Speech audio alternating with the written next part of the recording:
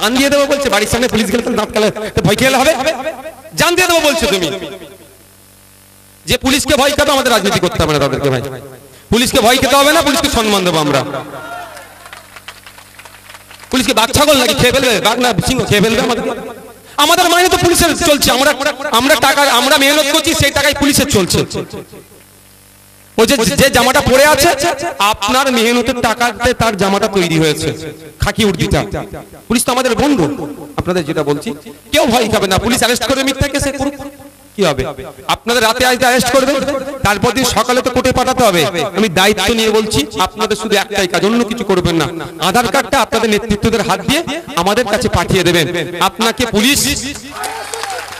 আপনাকে পুলিশ বারাইপুর কোর্টে নিয়ে যাওয়ার আগে আমি দায়িত্ব নিয়ে বলছি, আপনার জন্য আমাদের উকিল দাঁড়িয়ে থাকবে, কিভাবে জামিন করতে হবে উকিল আপনার জন্য ওখানে দাঁড়িয়ে থাকবে। এবার শুনে রাখুন, ধরে নিলাম বারাইপুর কোর্টে জামিন হলো না, জজ কোর্টে যাব আলিপুর, জজ কোর্টে জামিন হলো না, কলকাতা হাইকোর্টে যাব। আমি ধরে নিলাম কলকাতা হাইকোর্টে জামিন হলো না, সুপ্রিম কোর্ট থেকে জামিন করিয়ে আপনাদেরকে মালা পরিয়ে বাড়িতে পৌঁছে দেবো, দায়িত্ব আমরা নিচ্ছি। ভয় পাবেন নাকি? কিন্তু আইনকেও হাতে তুলে নেবেন না, আমার অনুরোধ, আইনকেও হাতে তুলে নেবেন না। এই লড়াই লড়াই লড়াই চাই, লড়াই করে বাঁচতে চাই, এই স্লোগান আমরা দিই না। কারণ কি? ক্ষতিগ্রস্ত কারা হবে? কেউ কারো মাথা ফাটিয়ে দিল, মাথা ফাটলো বুথের লোকের, আর মাথা ফাটানোর জন্য কেসকে খেলো বুথের লোকের। প্রতিমা মণ্ডলও কেস খাবে না, নওশাদ সিদ্দিকীও কিন্তু কেস খাবে না, আর অশোক ভান্ডারী এখন দাঁড়িয়েছে উনিও কেস খাবে না। কেসটাকে খেলেন আপনি, খেলেন আর যে আপনাকে মারলো হয়তো, এই দুজনেই ক্ষতিগ্রস্ত, চার কেস খাচ্ছে। আমার বক্তব্য, ভোটের জন্য বুথে মারামারি হানাহানিতে জড়াবেন না। দেখতে পাচ্ছেন না, সুজন চক্রবর্তী, কুণাল ঘোষ, পার্থ চ্যাটার্জিরা এক জায়গায় বসে চা খাচ্ছে। মমতা ব্যানার্জি শুভেন্দু অধিকারীকে ডেকে যদি চা খাওয়াতে পারে, আপনারা বুথে কেন মারপিট করবেন ভাই? বিজেপির বিরোধিতা করছিলেন, নামটা জিজ্ঞাসা করলাম, অমুসলিম নাম, আপনার সম্ভবত রাজপুত সমাজের তিনি মানুষ। তো উনি অনেক কথা বললেন, আমি ওনাকে জিজ্ঞাসা করলাম আপনার বিজেপির উপরে এত রাগ কেন? আমি কিন্তু আমার পরিচয় দিইনি, আমার নাম কিছুই বলিনি। মাস্ক ঢাকা, যে দাঁড়িয়ে থেকে ধরতে পারবে মুসলিম ছেলে। এখন নন মুসলিম ভাইরা বড় বড় দাঁড়িয়ে স্টাইলে এখন হয়ে গেছে। তো রবি ঠাকুরেরও বড় দাঁড়িয়ে ছিলেন। তো আমি জিজ্ঞাসা করলাম, তিনি তখন বলছেন একটা সময় ছিল সকাল 9টা-10টায় ঘুম থেকে মানে বাড়ি থেকে বার হতাম গাড়ি নিয়ে, সন্ধ্যার মধ্যে বাড়িতে পৌঁছে যেতাম, 3000-4000 টাকা ইনকাম করতাম।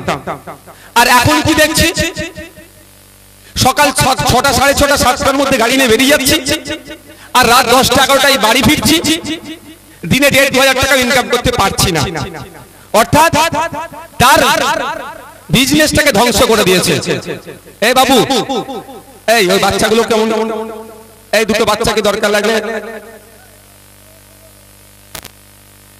এই বাচ্চাগুলো তো বদমাইশি করছে।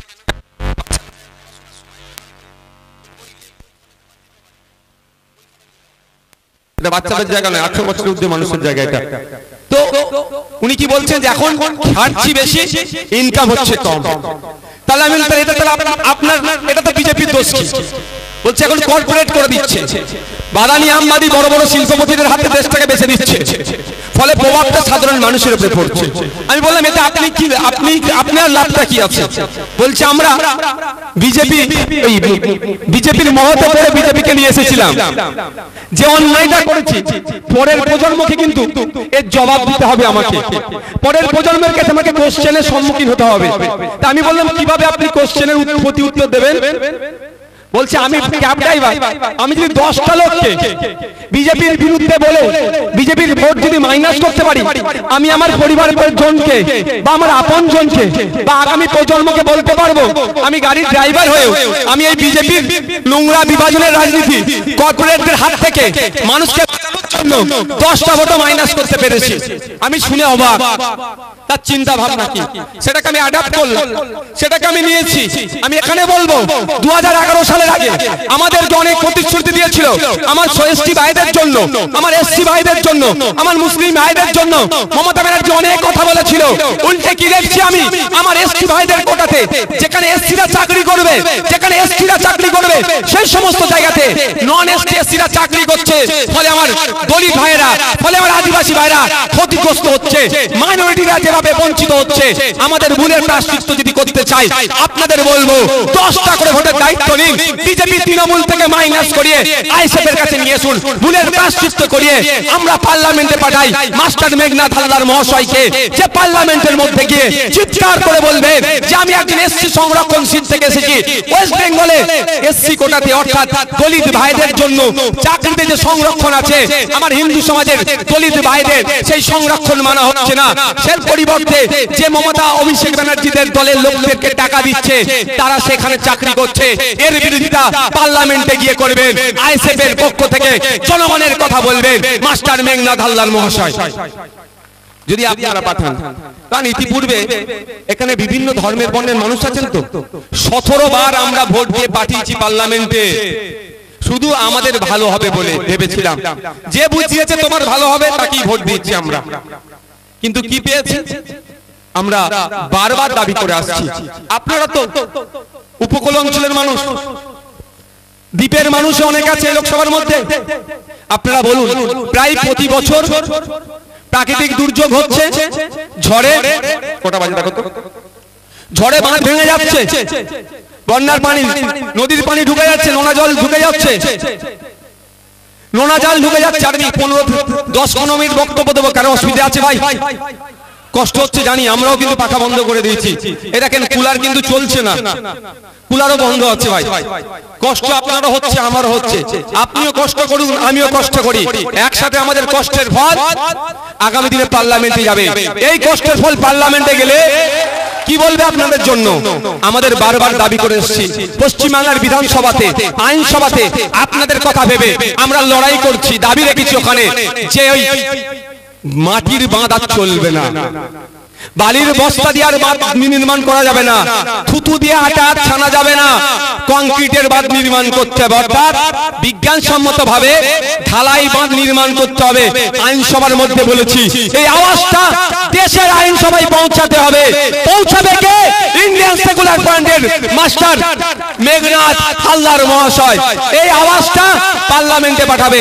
আপনারা যদি চান আপনাদের এখানের বাঁধগুলো কংক্রিটের হোক, আপনারা যদি চান এই প্রতি বছরে যেভাবে ক্ষতিগ্রস্ত হচ্ছে ওর হাত থেকে মুক্তি পেতে হবে, বিজ্ঞানসম্মত ভাবে বাঁধ নির্মাণ করতে হবে, তাহলে আপনাদের বলবো মাস্টার মেঘনাথ হালদার মহাশয়কে আপনারা আগামী জুন মাসের 1 তারিখে চুপচাপ গিয়ে কোন রকম কারো প্ররোচনায় পা না দিয়ে, কোন লোভের কাছে আত্মসমর্পণ না করে, কোন মিথ্যা প্রতিশ্রুতির কাছে আত্মসমর্পণ না করে খাম চিহ্নে ভোট দিয়ে বিপুল ভোটে জয়যুক্ত করুন। করবেন তো নাকি ভাই? আশা করছি।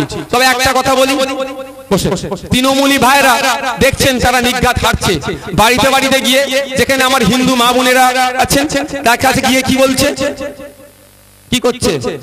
রামায়ণ মহাভারত বা ধর্মগ্রন্থকে দিয়ে বলছে শপথ করো, তোমার ছেলের মাথায় হাত দিয়ে বলো শপথ করো, যে গীতার হাত দিয়ে শপথ করো তৃণমূলকে ভোট দেবে। আর মুসলিম বাবুরেরা বাপ ভাইরা যেখানে থাকে কি বলছে?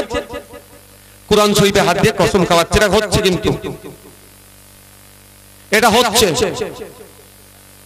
এটা হচ্ছে। তবে আমি একটা কথা বলবো, আমার হিন্দু বাপ ভাইরা, মুসলিম বাপ ভাইরা সবার উদ্দেশ্যে বলছি, আমি সোশ্যাল সাইটে একটা লেখা পড়েছিলাম।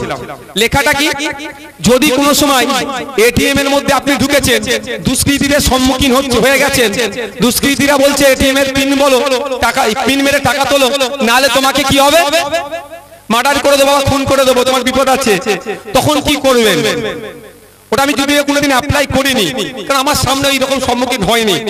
তো বলছে কারো যদি পাসওয়ার্ড 1234 হয়, পাসওয়ার্ডটা 4321 মারো, তাহলে বলছে নাকি মেশিনের মধ্যে টাকাটা ঘুরে মেশিনের মধ্যেই থেকে যাবে, আর বাইরে আসবে না।